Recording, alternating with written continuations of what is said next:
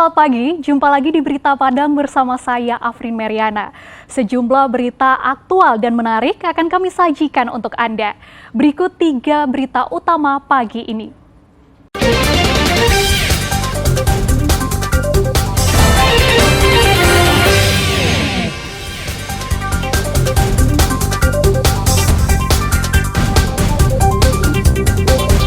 Pencarian remaja yang tenggelam di Bendungan Nagari, Kambang Utara diperluas.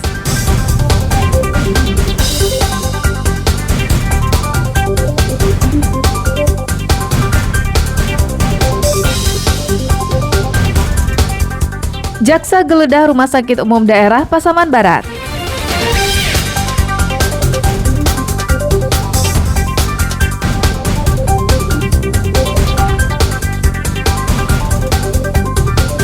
Tawuran pelajar hingga Citayam Fashion Show ala Bukit Tinggi, kami sampaikan dalam Padang Sepekan.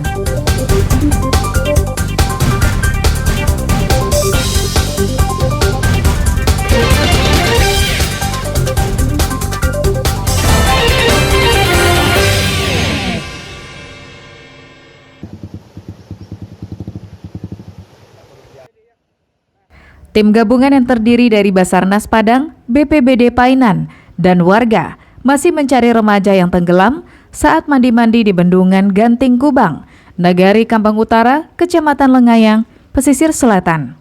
Pencarian ini merupakan operasi SAR yang ketiga. Areal pencarian diperluas dengan menyusuri sungai, mulai dari titik 0 tempat korban tenggelam hingga radius 10 km ke arah muara. Pencarian dilakukan menggunakan 2 perahu karet serta tim penyelam. Panjang sungai diperkirakan sekitar 20 km hingga ke muara. Menurut dugaan, kemungkinan korban hanyut dan tidak ada lagi di lokasi. Tidak ada kendala pencarian karena cuaca cerah dan keadaan air sungai cukup jernih. Untuk hari ini kami fokus penyisiran hilir sungai. Karena kemarin kami sudah fokus di titik nolnya, tapi tidak membuahkan hasil. Jadi tim SAR gabungan sepakat kami pada polisi Lapang kemarin memfokuskan lebih ke hilir sungai. Itu radius 10 km dari titik nolnya. Untuk posisi korban sendiri, karena berdasarkan ilmu kami di lapangan, itu kemarin kejadiannya pada hari ini jam 2 ya. Untuk Senin, kemungkinan korbannya sudah keluar, sudah mengapung dia. Sebelumnya diberitakan, seorang remaja, Aldi, 16 tahun, warga Kampung Baru, terseret arus sungai ketika mandi-mandi dengan seorang temannya. Hingga Kamis sore, korban masih belum ditemukan. Banta Fauzan melaporkan dari Kabupaten Pesisir Selatan. Sebanyak 6 orang disambah saksi. 13 terdakwa kasus korupsi ganti rugi lahan tol Padang Pekanbaru yang berlokasi di Taman Kehati Kabupaten Padang Pariaman dituntut bervariasi oleh Jaksa Penuntut Umum di Pengadilan Negeri Padang hari Rabu sore. Tuntutan masa hukuman bergantung besar uang yang mereka terima. 8 warga masing-masing dituntut kurungan antara 6 hingga 8 tahun. Sementara 5 terdakwa lain yang merupakan perangkat pemerintahan nagari dan aparatur sipil negara masing-masing dituntut 10 tahun 6 bulan penjara. Bervariasi karena para penerima dia menerima ganti rugi itu bervariasi juga. Jadi sesuai dengan kualitas perbuatan masing-masing. Namun terhadap di luar itu baik dari BPN, dari Dinas Lingkungan Hidup, Wali Nagari dan yang di luar penerima ganti rugi itu kita terapkan pasal 2 dengan hukuman 10 tahun dan 6 bulan.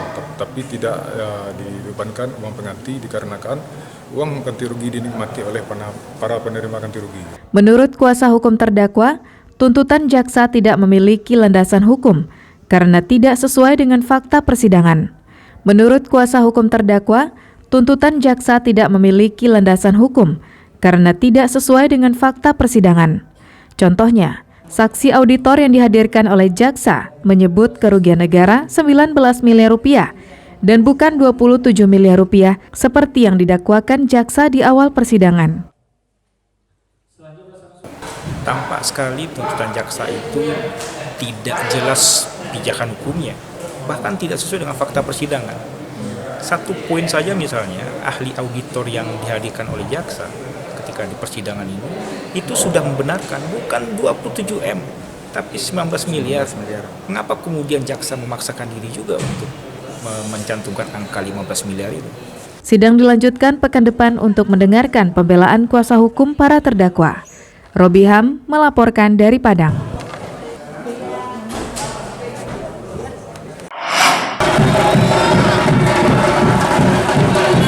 Suasana semarak menjelang puncak perayaan Hoya Tabui terasa di kota Pariaman.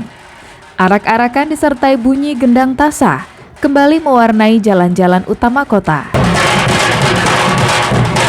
Pada hari kelima bulan Muharram, Tabui Pasa dan Tabui Subarang melakukan prosesi Maambia batang pisang. Keduanya dilakukan di tempat yang terpisah. Pengambilan batang pisang dilaksanakan setelah matahari terbenam, yang dilakukan oleh seorang pria berbusana pendekar silat yang disebut Algojo dengan menggunakan pedang jenawi yang tajam diiringi dengan doa. Sang Algojo menebas satu persatu batang pisang.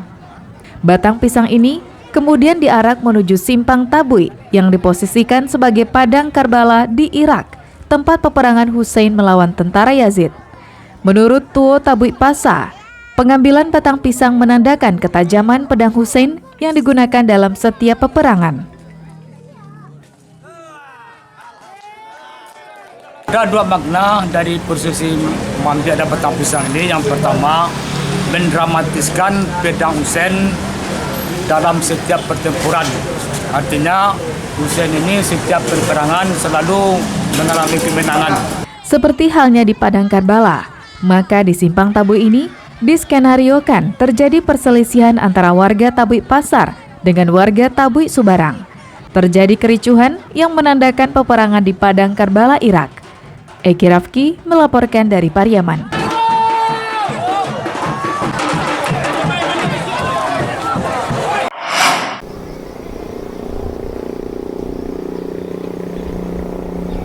Anda yang penat seminggu beraktivitas di kantor, sepertinya butuh menyegarkan badan dan pikiran di perkemahan Solo Rajo Bukit Tabuah, Kabupaten Solo, tepatnya di Nagari Ayah Dingin, Kecamatan Lembah Gumanti. Panorama yang indah, sejuknya udara perbukitan, dan jauh dari kebisingan kota bisa membuat badan dan pikiran segar kembali. Di kawasan agrowisata ini, terdapat tenda-tenda yang bisa untuk bermalam bersama keluarga ataupun karib kerabat. Bisa untuk berdua, bisa juga untuk satu keluarga. Bagi pengunjung, keelokan alamnya menjadi daya tarik utama.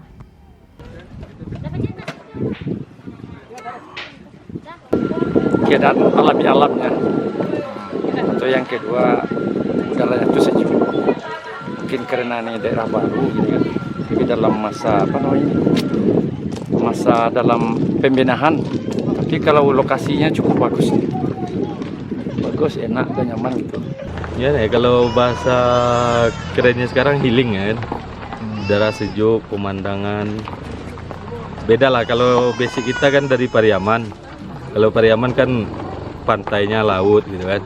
Kalau ini kan pegunungan. Gitu. Bagi yang membawa serta anak-anak, bisa juga menjelajahi kawasan ini menggunakan motor roda 4 atau ATV. Mereka bisa merasakan tantangan melewati lintasan yang mendaki dan berlumpur sambil menikmati keindahan alamnya. Kendaraan off-road ini tidak disewakan, melainkan fasilitas gratis bagi pengunjung yang bermalam di tempat ini. Seru, jalannya tuh becek tapi seru, pemandangannya tuh bagus, terus dingin gitu, mantap. Juga terdapat kafe yang menyajikan aneka makanan untuk Anda. Sementara tenda untuk menginap ada 3 jenis, dengan tarif mulai Rp350.000 hingga Rp600.000 per malam. Pengelola juga menyediakan perapian bagi yang ingin menikmati api unggun di malam hari. Agrowisata Bukit Tabu ini memadukan wisata keluarga dan edukasi pertanian dan peternakan. Jadi aktivitas keluarga ketika datang ke sini bisa merasakan sensasi bagaimana ke kebun kopi, bagaimana ke kebun tanaman sayur-sayuran dan peternakan. Karena konsep kita di sini nantinya akan menjadi sebuah kawasan terintegrasi di mana semuanya saling berkesinambungan dan saling mensupport jadinya. Solo Rajo adalah wadah bagi petani kopi di Alahan Panjang untuk pengembangan budidaya kopi. tidak hanya sebagai kawasan pertanian dan peternakan. Kini, Solo Rajo memadukannya dengan wisata healing dan edukasi. Arsyad Kusnadi melaporkan dari Kabupaten Solo.